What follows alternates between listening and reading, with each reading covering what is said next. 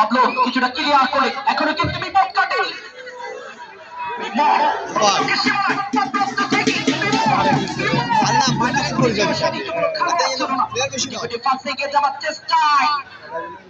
দেখছেন কাকে দিবে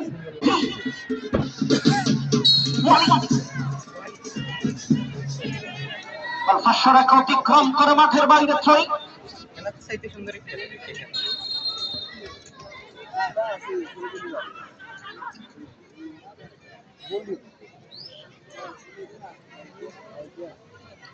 দ্বিতীয়ার্ধের খেলা চলছে। কন্যাবাগ সোনার হরিণের দেখা কোনো দল পায়নি। একাধিকবার সুযোগ পেয়েছিল উভয় দল, ভাগ্য সহায় হয়নি কারো, যার কারণে উভয় দলের স্কোর 0-0 সমতা। রুবেল বিপজ্জনক খেলোয়াড় রুবেল 11 নম্বর দস্তিধারী সুদূর সিলেট থেকে আগত।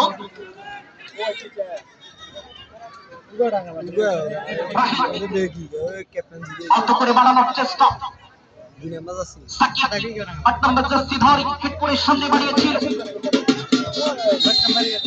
করার প্রচেষ্টা সাইড আব্দুল্লাহ অতিক্রম করে মাঠের বাইরে।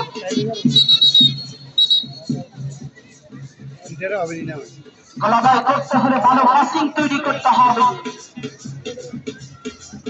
দ্বিতীয় আচারে খেলা চলছে 0-0 সমতায়। আজকের উদ্বোধনী ম্যাচ আয়োজক কমিটি সার্থক বলতে হয়।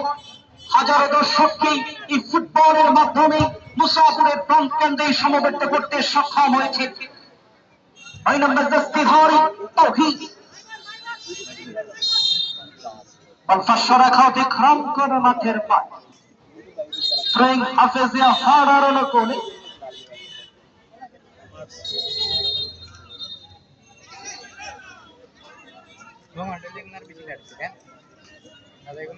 থ্রোয়িং নেওয়ার জন্য প্রস্তুত 2 নম্বর দস্তিধার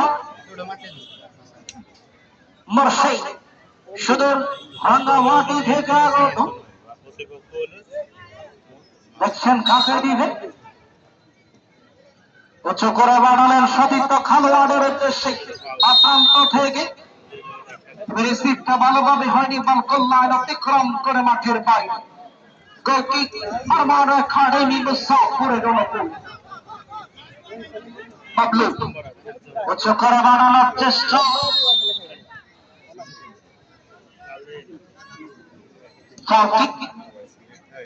খেলার রেফারির সিদ্ধান্ত চূড়ান্ত বলে গণ্য হবে।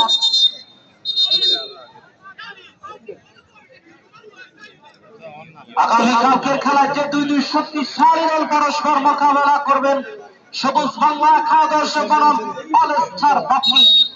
আগামীকালকের ম্যাচে মোকাবেলা করবেন সবুজ বাংলা বনাম অল স্টার বাপনি। উক্ত খেলা দেখার জন্য সকল ক্রীড়াপ্রেমী দর্শক বিন্দু বাইরে জানায় আগাম সাদর আমন্ত্রণ।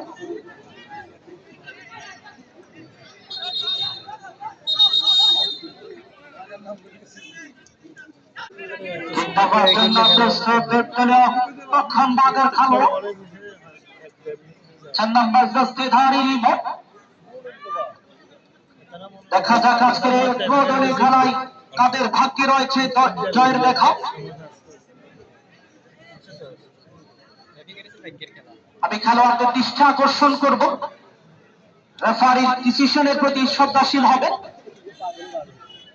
আমাদের অভিজ্ঞ নিরপেক্ষ রেফারি প্যানেল সুদূর মসজিদ থেকে আগত বাংলাদেশ ফুটবল ফেডারেশন বাফুফের তালিকাভুক্ত রেফারি। অফসাইডের বিধি লঙ্ঘন করার কারণে ফ্রি কিক।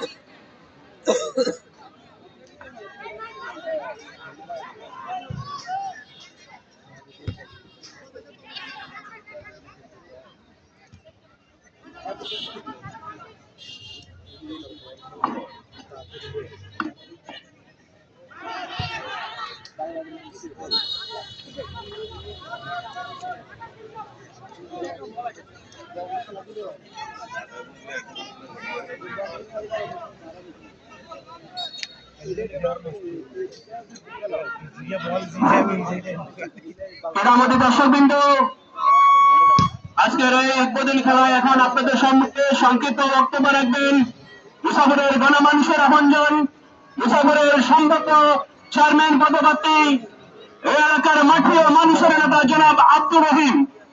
আমি ওনাকে সংক্ষেপে কিছু বলার জন্য আহ্বান জানাচ্ছি।